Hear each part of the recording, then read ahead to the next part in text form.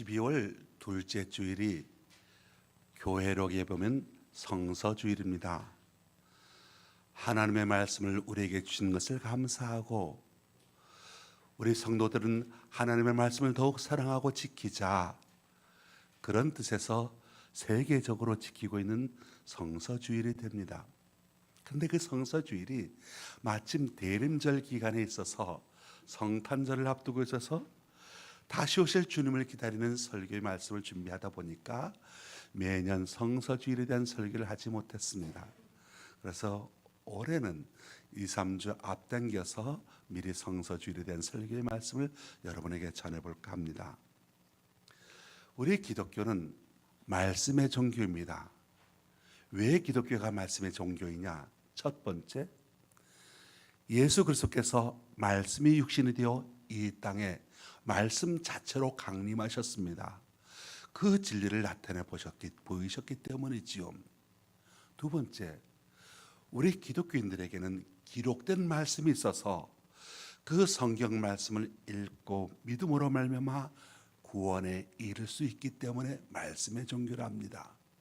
세 번째, 주일마다 예배 때마다 강단에서 외쳐지는 이 말씀을 우리 성도들이 하나님의 말씀, 사람의 말이 아니라 하나님의 말씀으로 받아들일 때 우리 신앙이 성장하게 되고 구원에 이르게 되기 때문입니다. 성경 말씀은 약 1500년간에 걸쳐 기록되었습니다. 모세가 예수님께서 이 세상에 오시기 전 1400여 년 전에 창세기, 출애굽기, 레위기, 민수기, 신명기서를 썼습니다. 그리고 예수님의 제자들에 의하여 주후 100년까지 성경이 기록되었던 것이지요.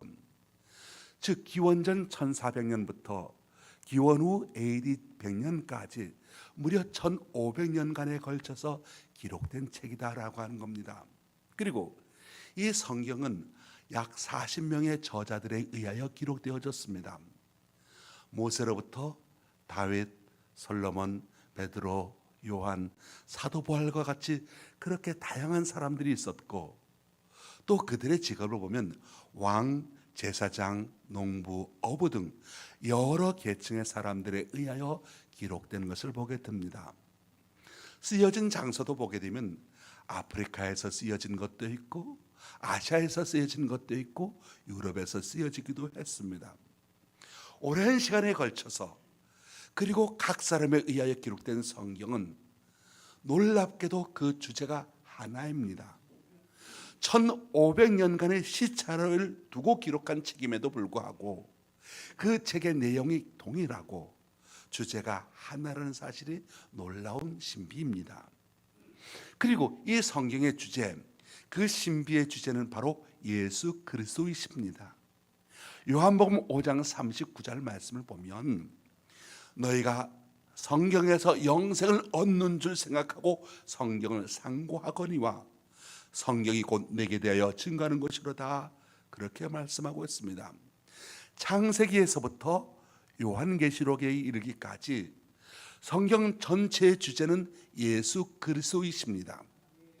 구약 성경은 오실 예수 그리스도에 대하여 말씀하고 있고, 신약 성경은 그 약속에 따라 예수님께서 이 땅에 오셨고 그리고 다시 오실 것이라고 하는 주제로 쓰여져 있습니다.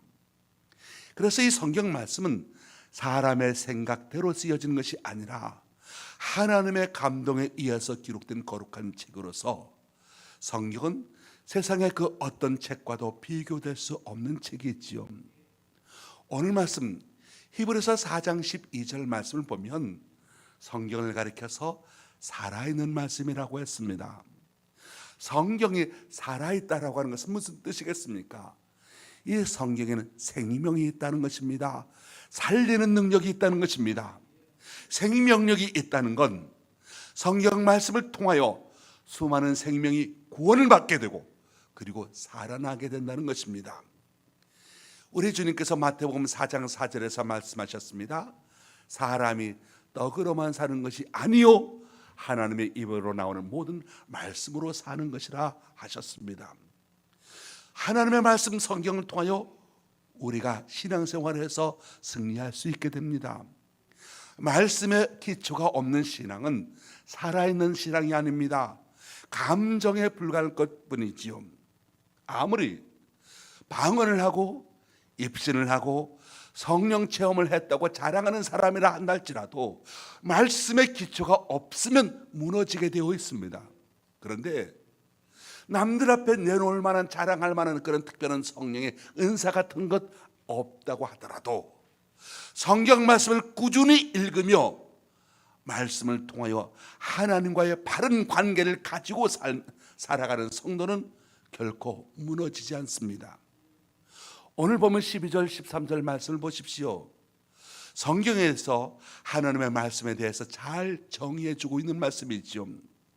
이 두 구절로 인해서 히브리서 4장을 가리켜 말씀의 장이라 그렇게 제목을 붙이게 됩니다. 하나님의 말씀을 어떻게 정의하고 있습니까? 첫째로 하나님의 말씀인 성경은 살아있고 활력이 있다고 말씀합니다. 오늘 본문 12절 첫 부분을 보십시오. 하나님의 말씀은 살아있고 활력이 있어. 살아있고 활력이 있다라고 하는 말은 하나님의 영이신 성령님의 능력이 이 말씀 가운데 약동하고 있다는 것입니다. 요한복음 1장 1절 말씀을 보면 태초에 말씀이 계시니라, 이 말씀이 하나님과 함께 계셨으니 이 말씀은 곧 하나님이시니라, 그렇게 말씀하고 있습니다. 이 성경 말씀은 단순히 문자적으로, 그러니까 하얀 건 종이요 검은 건 글씨다, 그렇게 말하는 문자적인 기록이 아니라 살아계신 하나님이시라는 것입니다. 성경은 우주 만물을 창조하신 하나님의 능력이시라는 것이지요. 그래서 누구라도 성경 말씀을 가까이 하게 되면 죽었던 양이 살아나 하나님을 알게 됩니다. 우리 구주 예수 그리스도를 알고 깨닫게 됩니다. 그리하여 하나님의 자녀가 되는 권세를 누리게 되는 책입니다. 이렇게 영이 살아나게 되면 우리 사람이 성경 말씀을 통하여 마음이 변화가 되고, 그리고 생활이 변화가 되고, 그리고 환경이 변화되는 것이지요. 주의 말씀의 능력은 어떻습니까? 하나님은 말씀 한마디로 우주 만물을 창조하셨습니다. 주님의 말씀 한마디가 에스겔 선지자가 서 있던 골짜기의 마른 뼈들을 산 사람이 되게 했고, 그들로 하나님의 군대가 되게 했습니다. 하나님의 말씀은 구원의 능력이 있어서 영적으로 병들어 죽어가는 사람들을 살려냅니다. 하나님의 말씀은 육신의 병든 자를 치료하고, 하나님의 말씀은 문제 가정을 회복시키며, 하나님의 말씀은 나라와 민족의 역사를 변화시켜 왔습니다. 왜 그럴까요? 성경은 하나님의 말씀이고 하나님의 말씀에는 능력이 있기 때문입니다. 성경에는 하나님의 위로의 말씀이 있습니다. 성경에는 치료의 말씀이 있습니다. 성경에는 구원의 말씀이 있습니다. 그리고 성경에는 새로 용기를 얻는 하나님의 힘이 있습니다. 사랑하는 성도 여러분, 실망될 때가 있으십니까? 마음의 상처로 고민이 될 때가 있으십니까? 마음의 무거운 짐으로 고민하시는 분이 혹시 있으십니까? 성경을 펴서 읽으십시오. 살아있는 생명의 말씀이 여러분의 상처를 어루만져 주실 것이고, 살아있는 생명의 말씀이 여러분에게 새로운 용기를 주실 것이고, 새로운 희망을 주고 구원의 길을 보여주며 삶의 생명의 지도가 되어줄 것입니다. 어려서부터 성경을 가르친 자녀가 불행해지거나 방탕한 사람이 없습니다. 진실한 주일학교 학생치고 범죄자가 없다는 사실입니다. 왜 그렇겠습니까? 하나님의 말씀 속에는 세상을 살아가게 되는 가치관이 있기 때문이지요. 어려운 문제, 해결되지 못하는 문제가 있습니까? 성경을 펴서 읽으십시오.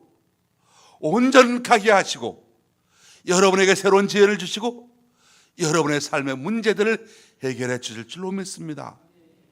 이제 여러분도 성경 말씀을 정말로 가까이 하여서 이 놀라운 신비의 말씀의 능력을 체험하고 경험하며 사시게 되시기를 예수님의 이름으로 축원합니다.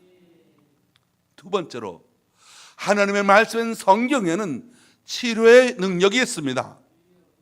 계속해서 오늘 본문은 이렇게 말씀합니다. 하나님의 말씀은 좌우의 어떤 날선 검보다 예리하여 혼과 영과 관절과 골수를 찔러 쪼개기까지 하며라고 말씀합니다. 여기 혼과 영과 관절과 골수, 이건 우리 사람의 영혼과 육신을 다 말하는 것이지요. 즉 하나님의 말씀은 우리의 영혼을 새롭게 한다는 것입니다. 우리의 영혼을 수술해서 새롭게 고쳐주신다는 것입니다. 더 나아가 우리의 육신까지도 수술하여 새롭게 하는 일종의 메스 수술 칼과 같은 역할을 한다는 것이지요. 하나님의 말씀은 내 영혼의 문제, 내 안의 문제, 내 마음의 문제, 내 내면의 문제를 살피고 치료하여 고쳐줍니다. 더 나아가 하나님의 말씀은 육신의 질병을 고치려 합니다. 오늘 말씀에서 관절이라는 건 뼈와 뼈를 연결하는 것을 말하는 것이고, 골수라고 하는 것은 뼈 속을 채우는 부드러운 젤라틴 질을 말하는 것으로서 관절과 골수라고 하는 표현을 보게 되면 사람의 육신을 말하고, 좀 더 깊이 보게 되면 사람의 가장 깊은 곳, 뼛속까지라도, 즉 수술하기 어려운 부분까지라도 말씀을 통하여 고친다는 것이지요. 그 깊은 곳, 어려운 부분까지라도 주님의 말씀은 치료하고 고친다는 것입니다.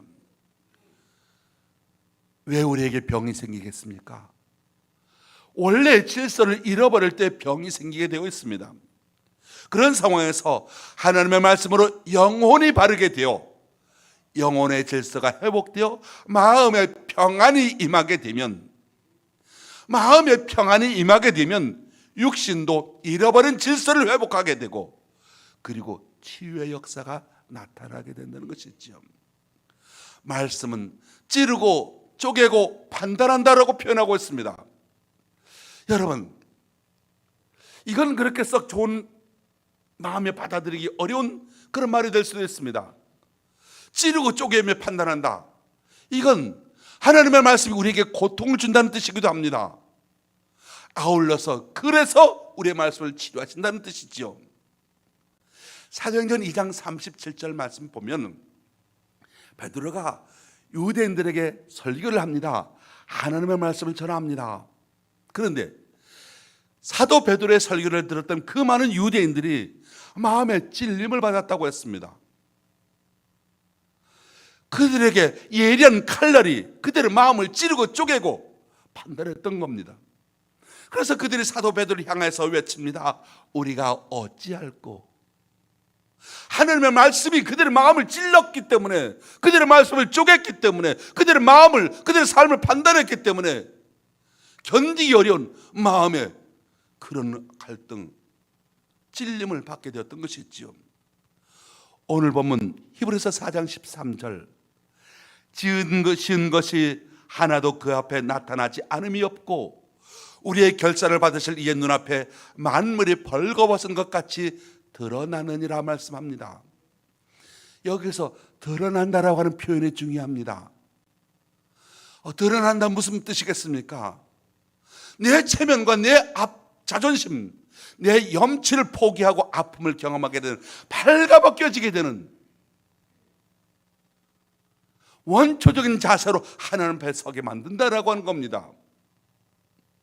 하나님의 말씀은 나의 체면을, 내 자존심을 여지없이 부끄럽게 드러내게 된다는 것이지요.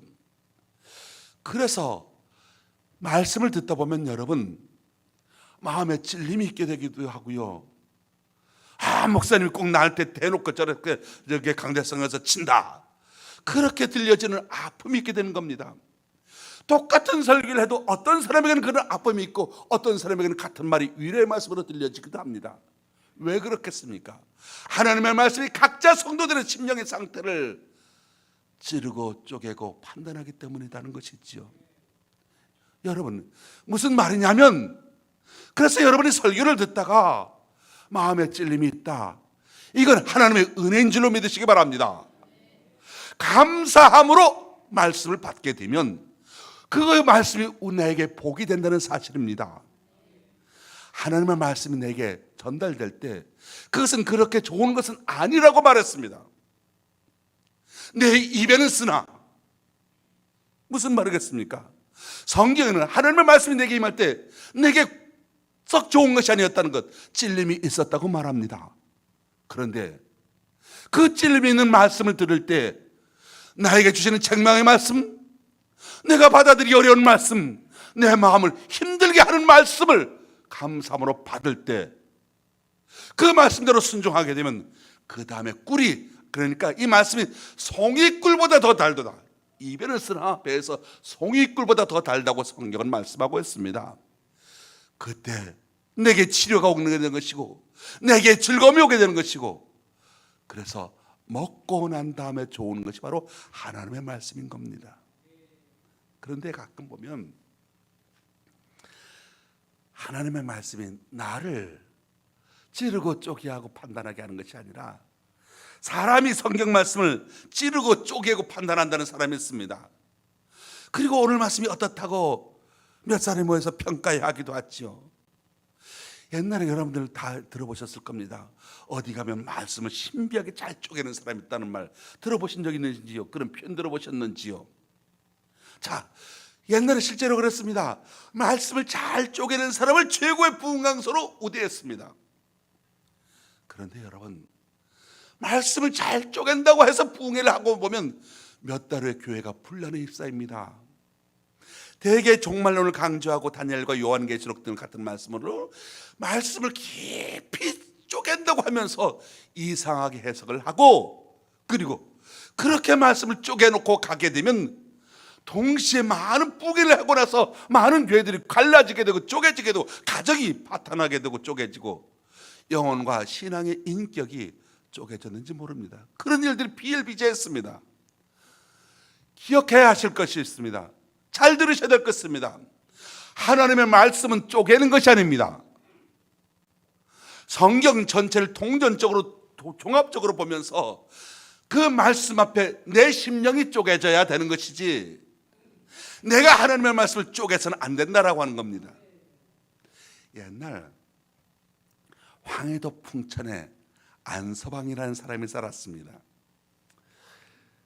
어느 날 산에 들어가 도사님을 만났습니다.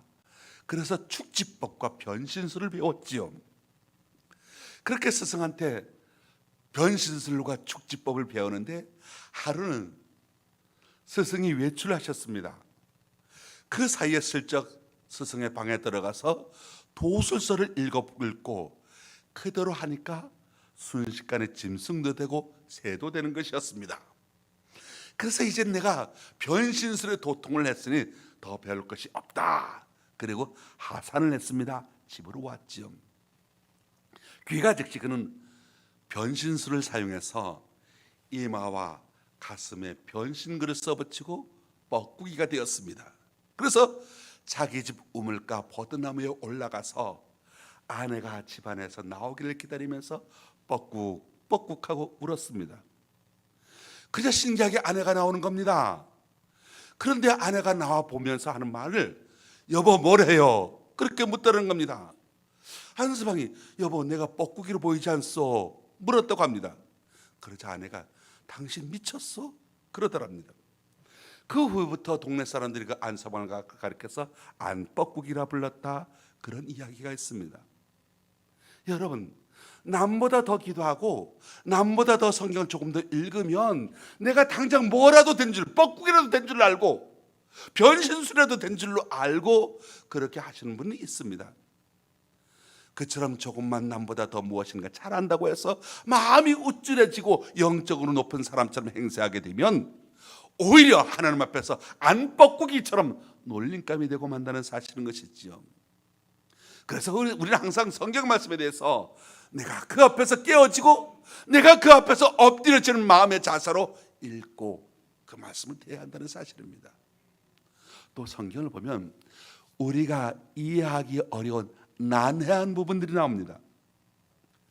그때 그 말씀을 파헤치고 그 말씀을 내가 다 해석하는 것처럼 엉뚱하게 해석하는 것은 결코 바람직하지 못합니다. 하나님께서 나로 하여금 이해하지 못하게 하셨으면, 하나님께서 나로 하여금 모르게 하셨으면 모르고 넘어가야 한다는 겁니다. 그래서 성경은 하나님께서 나에게 알려주시는 만큼 알아야 될 것이고 그것보다 넘어서도 안 되는 것이고, 또 하나님께서 나에게 이만큼 알려주셨는데 그것보다 모자라게 이해해서도 안 된다는 것이 있지요. 그래서 우리는 항상 하나님 앞에, 말씀 앞에 겸손해야 합니다. 내가 성경 많이 읽었다. 우리 교회가 그래도 성경을 좀 많이 읽자고 노력하는 편입니다. 그래서 성경 통독도 하고 하루에 4시간씩 성경도 하고 그렇게 합니다. 근데 제가 여기서 목회를 하면서 제 몇 회 성경 통독 대회, 신약 성경 통독 대회 하면 제법 횟수는 많을 거예요. 그런데 전 단 한 번도 여러분들 올해 중에서도 기억해 보십시오. 제 몇 회 성경 통독 대회를 엽니다. 몇 회란 말 안 붙였어요. 왜 안 붙였냐면 다른 데 많이 붙이는 데 있어요. 그런데 보니까 자기가 몇 번 읽었다고 은근히 과시하는 거 하면서 마음에 뭔가 이상해지다, 신앙이 이상해지다는 겁니다. 그래서 나는 항상 내가 아무리 성경을 읽어도 주님 앞에 나는 어린아이와 같이 그 말씀을 갓난아이와 같이 순전하고 신령한 저절 사모하는 마음으로 성경을 읽어야 할 것이지, 자랑하고 그래서 뻐꾸기 같이 돼서는 안 되겠다 해서 몇 회 그렇게 말하지는 않습니다만은, 자 여러분, 그래서 우리는 항상 성경 말씀 앞에 겸손한 자세를 가져야 된다는 겁니다. 자기가 성경을 많이 읽었다고 모든 것을 다 아는 것처럼, 특별히 말씀의 종이라고 하는 사람을 찾아가지 말아야 합니다. 주의해야 합니다. 바로 그것이 교회를 갈라치게 하고 교회를 죽이고 가정을 죽이고 자기를 죽여왔던 것입니다. 말씀을 찔러 쪼개는 것, 그건 사망의 길이고, 말씀이 나를 찔러 쪼개고 나로 겸손하게 만드는 것, 그건 나를 살리는 것이다라는 겁니다. 저와 여러분은 말씀을 찔러 쪼개므로 신비한 사람 되려 하지 말고, 안뻐꾸기가 되려 하지 말고, 말씀이 나를 수술함으로써 성숙한 믿음의 사람이 되려고 하시길 주의 이름으로 축원합니다. 그래서 내가 말씀을 어떻게 해석하고 어떻게 보느냐가 중요한 것이 아니라 내가 하나님의 말씀에 얼마나 지배를 받고 있느냐가 중요하다는 겁니다. 바로 그것은 말씀 앞에서는 내 마음의 자세에서 달려져 있습니다. 하나님의 말씀을 생명의 말씀으로 받아들이는 가운데 우리 가운데 임재하시는 성령의 능력을 경험하는 저와 여러분 다 되시길 주님의 이름으로 축원합니다. 할렐루야. 세 번째로, 하나님의 말씀인 성경은 투시경입니다. 12절 하반부 말씀을 보십시오. 또 마음의 생각과 뜻을 판단하나니라고 했습니다. 이 말씀은 하나님의 말씀이 우리 인간의 마음과 생각과 뜻을 살피는 엑스레이와 같다는 것이지요. 요즘 의료시설이 참 발달되어 있어서 몸에 조그만한 이상이 있어도 그것 쉽게 발견합니다. 옛날에 엑스레이 장비만으로도 참 신기했는데 이제는 MRI 등 영상 의료기계가 발달되어서 혈관이면 혈관, 신경이면 신경, 모든 것을 다 손바닥처럼 들여다보고 있습니다. 그리고 공항 검색대 지나가 보셨지요? 이 공항 검색대 지나가 보면 몸 전체가 영상으로 알몸으로 그대로 다 보여집니다. 무엇 하나 숨길 수가 없습니다. 바로 오늘 보면 13절, 하나님 앞에서 만물이 벌거벗은 것 같이 드러나느니라 말씀하고 있습니다. 진정으로 열린 마음으로 하나님의 말씀을 대하는 사람들에게는 말씀을 통하여 자신의 허물과 죄를 깨닫게 하고 느끼게 한다는 것이 있지요.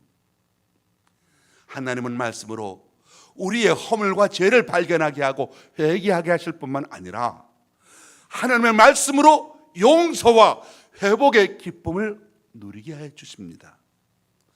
상한 마음 치료해 주시고 아픈 마음 위로해 주셔서 하나님의 건강한 백성으로 세워주시는 것입니다. 그래서 성경을 계속 읽다 보게 되면 영혼이 건강해지게 됩니다. 성경을 계속 읽다 보면 영혼이 맑아지게 됩니다. 때로 말씀의 엑스레이로 우리 자신의 죄와 허물이 지적받고 들춰지면 우리가 인간이니까 자존심 상할 수도 있습니다. 그런데 그 말씀 앞에 내 자존심이 상하게 될 때 내 자존심을 내려놓고 회개하게 되면 새로운 은혜의 세계가 펼쳐지게 됩니다. 그런 면에서 자신의 죄를 깨닫게 하고 자신의 부족한 점을 지적하는 말씀 때로는 필요한 것이지요. 우리나라 병원에서 진찰을 받다가 암이라고 하는 것이 판단되면 대개가 환자에게 마음의 고통을 주고 상처가 될까 봐 의사 선생님이 가족들을 불러오라 그랬죠. 본인한테 잘 얘기를 안 해줍니다. 본인한테는 사실을 숨기고 환자 가족들한테 말해줍니다. 그런데 외국에서는 바로 본인한테 그 자리에서 설명을 해준다고 그럽니다. 선생님, 이렇게 진단을 해보니까 암 몇 기입니다. 수술해서 살 가능성이 몇 %입니다. 그러니 마음의 준비를 하십시오. 그 말을 들은 환자는 처음에는 마음에 상처가 됐지요. 화도 나지요. 분노가 나지요. 아니, 내가 무슨 암의 환자냐고. 아니라고. 판단 잘못했다고. 진찰 잘못했다고. 딴 병원 가본다고. 그러다가 내가 암 환자라니 하필 왜 나한테, 그러면서 절망하면서 고통합니다. 그렇게 절망과 고통, 분노의 시간들을 조금 지내다 보게 되면 정신을 차리게 되고, 그러면 내게 남은 시간, 이 남은 삶을 어떻게 살아가야 할 것인가 현실을 받아들이고 그 현실을 소중하게 보내는 지혜를 갖게 된다는 거죠. 그러는 것을 보게 되면 외국 병원에서 처음 진찰 때 바로 본인한테 당신 암에 걸렸습니다라고 말하는 것 참 잔인하게 느껴지는 것 같지만 오히려 그것이 고통일 거로 끝나는 것이 아니라 유익하게 되는 것도 보게 됩니다. 왜냐하면 어차피 알게 될 것을 숨기면서 마음의 고통을 적당히 줄여주는 것보다 앞으로 남은 삶을 지혜롭게 잘 정리하는 것이 더 중요하기 때문 아니겠습니까? 그런 면에서 볼 때 오늘날 많은 교회 설교 강단에서 죄와 잘못을 지적하는 설교들이 사라지고 있습니다. 실제로 미국의 큰 교회를 했던 로버트 슐러 목사님이라는 분이 있습니다. 그분이 한 말이 있는데 뭐라고 말했냐면, 교회 부흥하기를 원한다면 결코 절대적인 부정적인 설교를 하지 마라, 죄에 대해서 책망하지 마라 설교를 합니다. 적극적인 사고방식을 주장한 노만 빈센트 필 박사도 죄와 심판과 징계와 같이 마음에 찔리는 설교, 성도들의 마음을 찔리는 설교를 하지 마라, 희망과 확신과 가능성만 말해라, 그렇게 주장을 했습니다. 그런데 저도 한때는 그 말이 그 말을 좋겠다 생각을 한 적이 있습니다만은 돌아보고 되면 그 주장은 비성경적인 주장입니다. 하나님께서 주신 말씀이라면 내가 귀에 기억에 거슬려도 내 마음에 들지 않아도 겸손하게 받을 줄 알아야 한다는 것이지요. 하나님께서 원하시는 것은 시편 51편 17절 우리의 상한 마음을 원하신다고 했습니다. 상한 마음을 원하신다. 때로 말씀으로 인해서 내 자존심이 상하고 마음도 상하게 된 그 경험이 필요합니다. 하나님께서 원하시는 것은 그겁니다. 오늘날 현대인들이 물질 축복에 관한 설교는 좋아하면서 죄와 잘못과 지옥에 관한 말씀을 잘 안 들으려고 합니다. 그것이 우리의 모습일 수도 있습니다. 근데 여러분, 누가복음 16장에 나온 부자와 나사로 이야기를 한번 생각해 보십시오. 부자가 매일 자기 집에서 큰 잔치를 열었습니다. 사람들과 아주 명랑한 잔치를 열었습니다. 좋은 말만 다 들었겠지요. 근데 여러분, 그 부자가 이 땅에 살았을 때 정말 들어야 했던 말은 무엇이겠습니까? 당신 이렇게 살다가는 지옥 갑니다. 그 말을 듣지 못했습니다. 어떻게 되었겠습니까? 그가 죽은 후에 음부에 들어가 고통을 겪게 되었다고 성경은 말합니다. 그래서 부자가 어떻게 단식합니까? 아버지요, 나사로를 내 아버지 집에 보내주십시오. 제게 5 형제가 있는데 나사로가 가서 그들에게 경고하여 이 고통받는 곳으로 오지 않게 해주십시오. 그제서야 깨달았던 겁니다. 그 부자가 매일 잔치를 하면서 사람들로부터 좋은 소리만 듣고 있었을 때 그것이 좋은 것인 줄로 알았는데 막상 들어야 할 말을 듣지 못했으니 자기는 그랬으나 자기 형제들에게, 살아있는 형제들에게는 들어야 될 말을 듣게 해달라, 그 말 하는 것 아니겠습니까? 오히려 그 부자가 매일 자기 집에서 좋았던 먹었던 것, 호화스럽게 누렸던 것, 그리고 귀에 달콤하게 들었던 그 말들이 결국에 가선 자기의 삶을 더 허무하게 만들었다는 겁니다. 화려하게 살았을수록 더 비참하게 되고 말았던 거죠.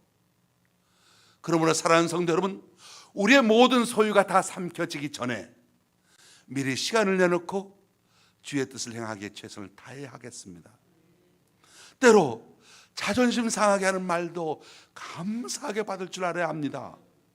마음에 찔렸습니까? 상한 마음 주님께서 원하신다고 했습니다. 그 상한 마음 가지고 하나님의 은혜를 바라보면 됩니다.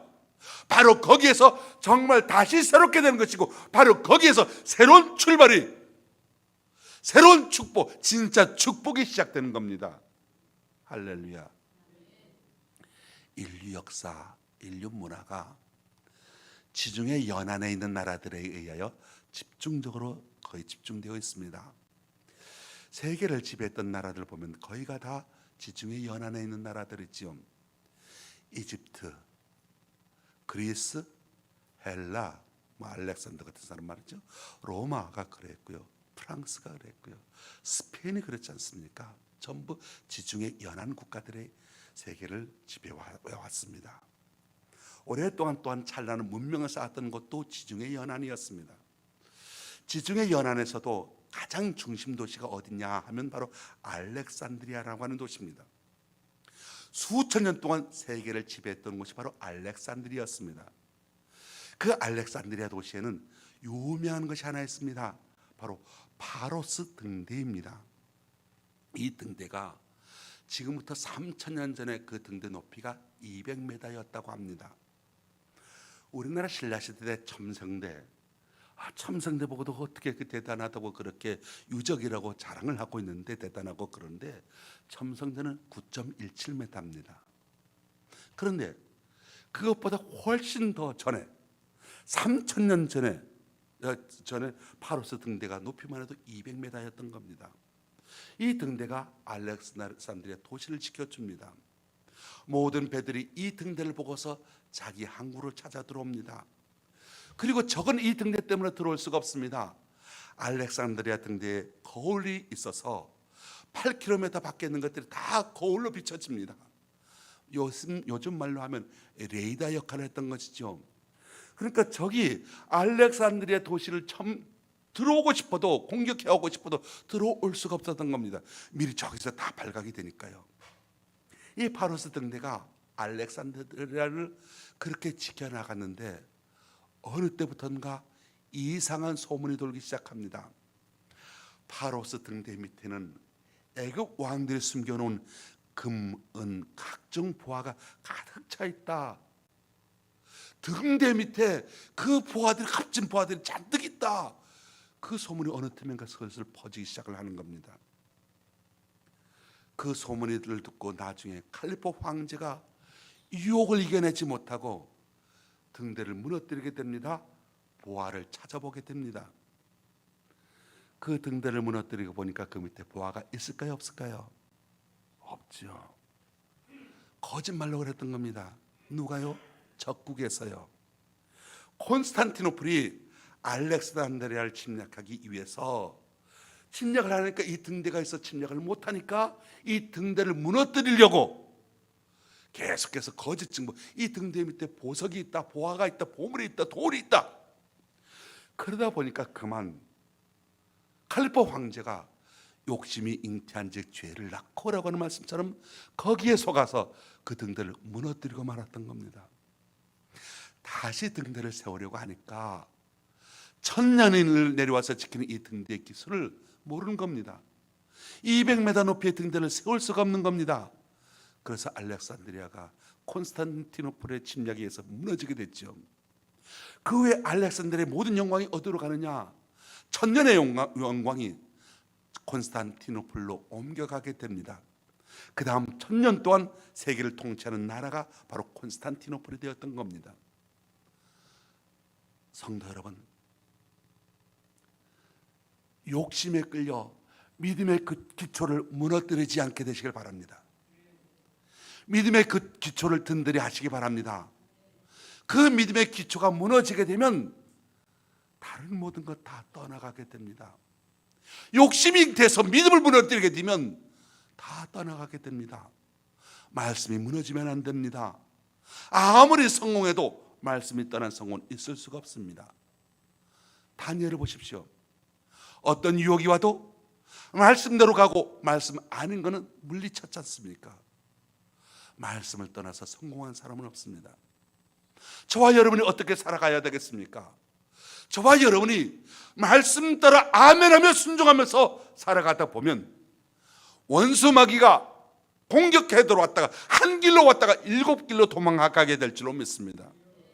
여러분들이 이렇게 원수 마귀가 넘어뜨리려고 왔으나 한때 그 마귀에 의해서 고통을 당할지는 모르나 그런 말씀대로 살아가 보면 그 원수 마귀들 어느 틈인가 여러분에게서 사라지게 될 줄로 믿습니다.